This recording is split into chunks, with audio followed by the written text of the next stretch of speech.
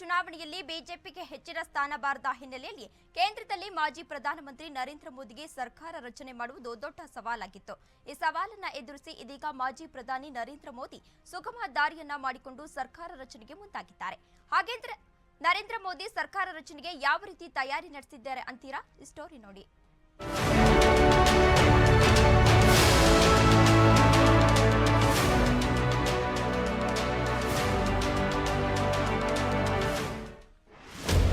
ಸರ್ಕಾರ ರಚನೆಗೆ ಮುಂದಾದ ನರೇಂದ್ರ ಮೋದಿ.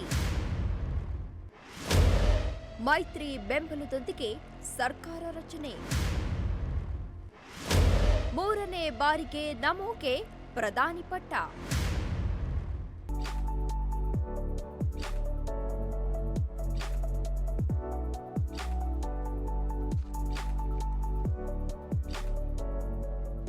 ಹೌದು, ಮಾಜಿ ಪ್ರಧಾನಮಂತ್ರಿ ನರೇಂದ್ರ ಮೋದಿ ಕಳೆದ 2014-2019ರಲ್ಲಿ ಲೋಕಸಭಾ ಚುನಾವಣೆಯಲ್ಲಿ ಯಾವುದೇ ಗೊಂದಲವಿಲ್ಲದೆ ಹೆಚ್ಚು ಸ್ಥಾನವನ್ನ ಗೆದ್ದು ಸ್ವತಂತ್ರವಾಗಿ ಸರ್ಕಾರ ರಚನೆಗೆ ಮುಂದಾಗಿದ್ದರು.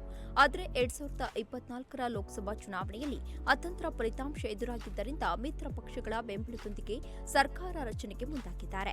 ಈಗಾಗಲೇ ಮಿತ್ರ ಪಕ್ಷಗಳು ಬೆಂಬಲ ನೀಡಿದ್ದರಿಂದ ಮಾಜಿ ಪ್ರಧಾನಮಂತ್ರಿ ನರೇಂದ್ರ ಮೋದಿ ಸರ್ಕಾರ ರಚನೆಗೆ ಎಲ್ಲಾ ತಯಾರಿಯನ್ನು ನಡೆಸಿಕೊಂಡಿದ್ದಾರೆ. ಇನ್ನು ಸರ್ಕಾರ ರಚನೆಯ ಸಮಯದಲ್ಲಿ ಶಿವಸೇನೆ ನಾಯಕ ಸಂಜಯ್ ರಾವತ್ ಮೋದಿ ಸರ್ಕಾರ ತುಂಬಾ ದಿನ ಉಳಿಯಲ್ಲ, ಈ ಬಾರಿ ಮೋದಿ ಸರ್ಕಾರ ರಚನೆಯಾಗುವುದಿಲ್ಲ, ಸರ್ಕಾರ ರಚನೆ ಆದರೂ ತುಂಬಾ ದಿನ ಇರಲ್ಲ ಎಂದು ದೆಹಲಿಯಲ್ಲಿ ಸಂಜಯ್ ರಾವತ್ ಹೇಳಿಕೆಯನ್ನು ನೀಡಿದ್ದಾರೆ. देखिए, मैं बार बार कहता हूं, मोदी जी की सरकार नहीं बनेगी और बनी तो नहीं टिकेगी, बस. ಲೋಕಸಭಾ ಚುನಾವಣೆಯ ಫಲಿತಾಂಶ ಹೊರಬಿದ್ದಿದ್ದು ಸ್ಪಷ್ಟ ಬಹುಮತದ ಮೂಲಕ ಎನ್ಡಿಎ ಕೇಂದ್ರದಲ್ಲಿ ಮತ್ತೊಮ್ಮೆ ಸರ್ಕಾರ ರಚಿಸಲಿದೆ. ಇನ್ನು ಮಾಜಿ ಪ್ರಧಾನಮಂತ್ರಿ ನರೇಂದ್ರ ಮೋದಿ ಶನಿವಾರ ಪ್ರಮಾಣ ವಚನ ಸ್ವೀಕರಿಸುವುದು ಖಚಿತವಾಗಿದೆ.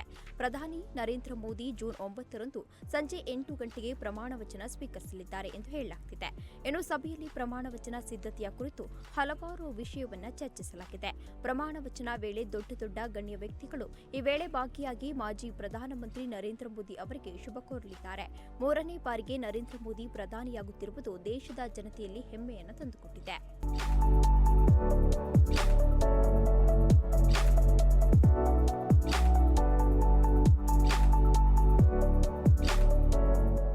ಸತತವಾಗಿ 3 ಬಾರಿ ಚುನಾವಣೆಯಲ್ಲಿ ಗೆದ್ದು ದೇಶದ ಪ್ರಧಾನಿಯಾದ ದೇಶದ 2ನೇ ನಾಯಕ ಎಂಬ ಹೆಗ್ಗಳಿಕೆಗೆ ನರೇಂದ್ರ ಮೋದಿ ಪಾತ್ರರಾಗಿದ್ದಾರೆ. ಒಟ್ಟಾರೆಯಾಗಿ ಮಾಜಿ ಪ್ರಧಾನಮಂತ್ರಿ ನರೇಂದ್ರ ಮೋದಿ ಸಭೆಯಲ್ಲಿ ಎಲ್ಲಾ ತರಹದ ತೀರ್ಮಾನವನ್ನು ತೆಗೆದುಕೊಂಡು ಸರ್ಕಾರ ರಚನೆಗೆ ಮುಂದಾಗಿದ್ದಾರೆ.